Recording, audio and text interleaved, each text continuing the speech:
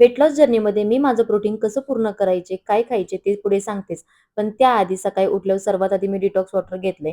मग मी बनवली माझी फेव्हरेट ब्लॅक कॉफी. आजपासून आहे ना मी एक्सरसाइज सुरू केली आहे, पण फक्त 15च मिनिटाची केली. कारण जास्त एक्सरसाइज केली ना, तर फुल बॉडी पेन होतं आणि दुसऱ्या दिवशी करायची इच्छाच राहत नाही. त्यानंतर फ्रेश झाले आणि सर्वात पहिलं ना मी किचनमध्ये गेले. आज पटकन आणि हेल्दी काहीतरी बनवायचं होतं. कारण सगळं आवरून मला बाहेर पण जायचं होतं. म्हणून बनवलं माझा फेव्हरेट असा ओट्सचा चिला. सगळ्यात आधी मी ओट्सची ना पावडर करून घेतली.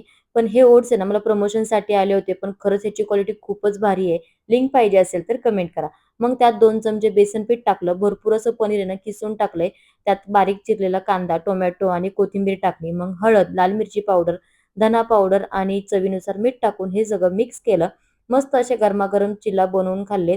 हेल्दी पण आहे आणि प्रोटीनफुल पण आहे. मग पटकन रेडी झाले आणि बाहेर जायला निघाले. बाहेर कुठे नाही, माझा भाऊ येणार आहे, ज्याचं आत्ताच लग्न झालंय. त्याची बायको पण येणार होती.